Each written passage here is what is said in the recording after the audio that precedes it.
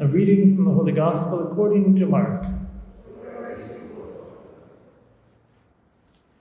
Jesus and his disciples left from there and began a journey through Galilee, but he did not wish anyone to know about it. He was teaching his disciples and telling them, "The Son of Man is to be handed over to men, and they will kill him. And 3 days after his death, the Son of Man will rise." But they did not understand the saying, and they were afraid to question him. They came to Capernaum, and once inside the house, he began to ask them, "What were you arguing about on the way?" But they remained silent. They had been discussing amongst themselves on the way who was the greatest. And then he sat down, called the 12, and said to them, "If anyone wishes to be first, he shall be the last of all, and the servant of all." Taking a child, he placed it in their midst. And putting his arms around it, he said to them, "Whoever receives one child such as this in my name receives me, and whoever receives me receives not me, but the one who sent me." The Gospel of the Lord. Please be seated. So imagine if we were really this honest. Okay, listen to the opening words from the Book of Wisdom. The wicked say, "Let us beset the just one, because he is obnoxious to us." How many of us, when we see a holy person and they get under our skin precisely because they're holy, how many times are we honest enough to say, "You know what, this person is holy and I'm the problem"? So it says, "Let us beset the just one. He is obnoxious to us. He sets himself against our doing. He reproaches us for transgressions of the law and charges us with violations of our training." This is to me, this is actually kind of a humorous reading, okay?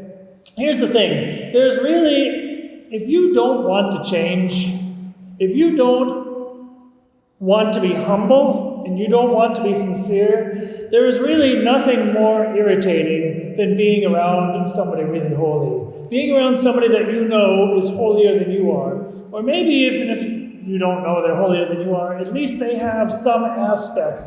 There's something that they are good at, or some virtue that they have that you know that you don't have.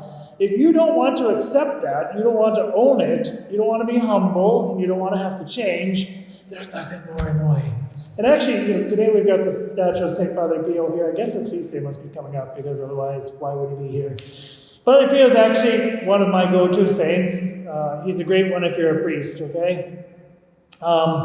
Just a factoid for you. Frequently, before I celebrate Mass, when I'm in my pious moods and I have time, I will generally kind of prepare for Mass. And amongst other things that I will do is, I have 4 priests that I will pray to.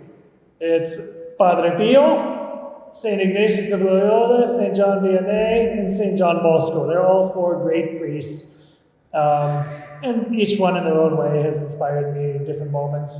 So I will pray to them and ask them, prepare my heart to be able to celebrate the Mass well, etc., etc., etc. Well, Padre Pio, now imagine, this guy, you live with a guy who has the stigmata nonstop. Not only does he have the stigmata, but the stigmata emits the scent, a strong scent of roses. Okay? He reads people's hearts in confession. He has all kinds of mystical experiences. He appears to people in different moments, including one of the most famous stories is during World War II, there was an American bomber pilot who wasn't even Catholic. And he was, on a bombing mission to go blow up some bridge or something, because the Germans occupied Italy and they were part of the Axis. So this guy wasn't even a Catholic pilot, and he was on this bombing raid, and he's there flying his airplane, and he sees floating in the clouds Padre Pio pointing at him saying, "Go back." So he goes back, and he's like, "Boss, you're not really gonna believe this one. So how come you didn't drop the bombs?" "Well, I was flying my plane, and I saw a monk in the clouds, and he told me to turn around." Fortunately for him, his superior, his officer, commanding officer, was a good Catholic, and he said, "Oh yeah, there's a monk down there that's supposed to be really holy. Okay, don't bomb him." But imagine that one. So Padre Pio did this kind of, cured people, miracle after miracle, and the thousands of miracles that are attributed to this guy. Now, if you don't want to be holy, and you live with this guy, can you imagine how annoying? It's kind of like St. Peter's. You have Father Elio. Everybody comes from Father Elio. Poor Father Donald, Father Stephen. When I was here, nada, zero, okay? Father Santo. No, just joking. But imagine, he lived with I think 30 or 40 other friars, okay? And imagine living in a house with a guy like this, where people start traveling from other countries. They come from all over Italy, long lines, full chapels, and the only person they want to see is him. You don't matter. Now, if you are not going to be humble about it, do you think that would be a little bit annoying? Just a little bit. And frankly, he had a strong temper, okay? He was hard to live with. And one of the things that made it hardest for people was they knew deep down, he's holier than I am. So not only is he annoying, but he's right. What a frustration. Okay? And that's what the reading from the Book of Wisdom is about. Let us beset the just one because he is obnoxious to us. He sets himself against our doings, etc., etc. So his very example, just the fact that he walks into the room, it's just like, ugh, it's him again. Why do you think I was so unpopular in yoga? No, just kidding.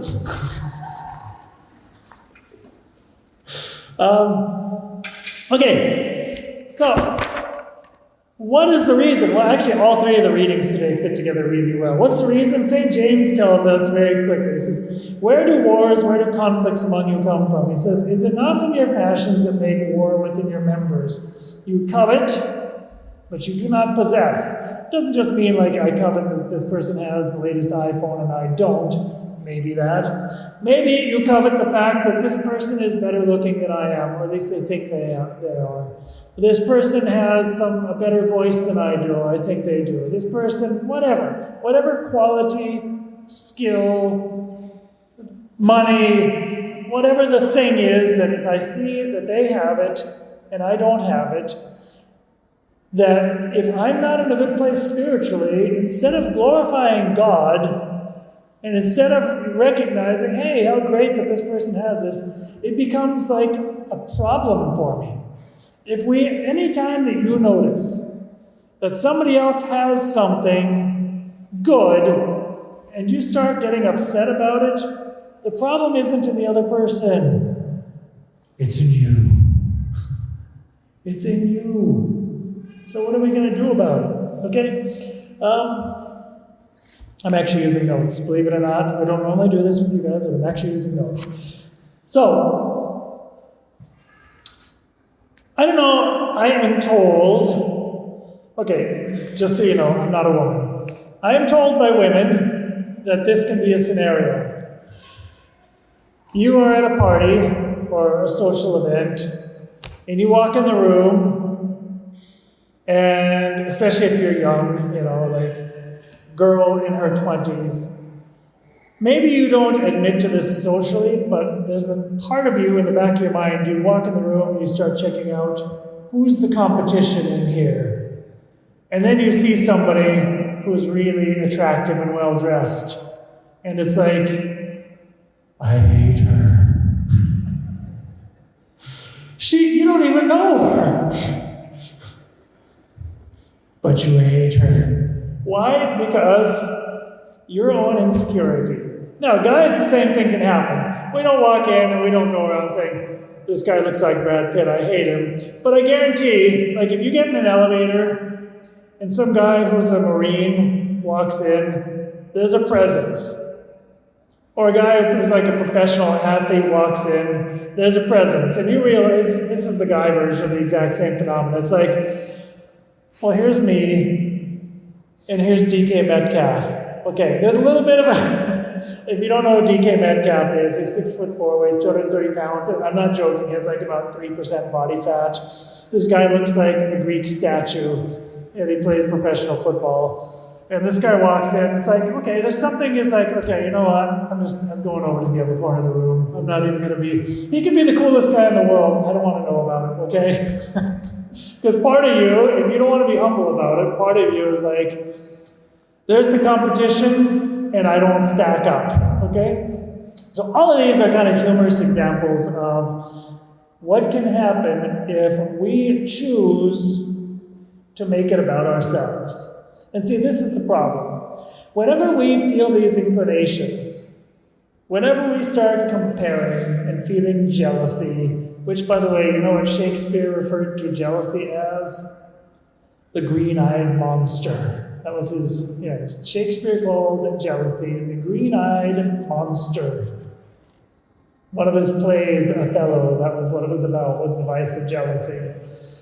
When we allow jealousy, when we start noticing somebody who has things that I don't have, especially when it's something objective, we know this person is holy. It doesn't mean they don't have defects. Father Pio even had defects. He had a sharp temper. Doesn't mean the person doesn't have defects, but when we focus on on other people, and we let ourselves get worked up about it, the problem isn't in them. The problem, it's about me. And here's the thing. In the end of the day, the real issue is I'm going through the world, I'm going through life, making everything about me. If we're truly rooted in God, if we are living the lives of holiness, if we are really living lives where it's simply a matter of what is God's will, we want to glorify God, we want to love God for himself and in our neighbor, it's not about us anymore. And when we see people who are holy, like a Padre Pio, instead of getting angry, and instead of judging, and instead of trying to find some defect, real or imaginary, we let this person edify us. We glorify God. When you live with a Padre Pio, you have a choice. You can either let him lift you up by his example because you're going to be honest and humble and say, hey, yeah, he's giving me a good example of the way I should be. Or you can decide, I'm going to reject it. You can choose to become an angel out of that, or you can choose to become a devil. If you want to know what the supreme example of that is in all of human history, let's take Judas, okay? Judas was chosen by God from all of eternity, specially chosen to be one of the 12 foundation stones of the church. Jesus was not being ironic when he called him friend. He was chosen by Christ. He says, out of all of human history, you are one of 12 men that I have chosen to become one of the 12 apostles from which all of the future bishops and priests and the entire Catholic hierarchy is going to come from. He lived with God himself for 3 years. He saw holiness itself. He witnessed hundreds, if not thousands, of miracles. He heard the words of eternal life coming from Christ's lips. He never saw Jesus sin. It never happened. There was absolutely nothing you could criticize Jesus about legitimately. And because he didn't want to change, he didn't want to allow Christ into certain areas of his life, he had to make a choice.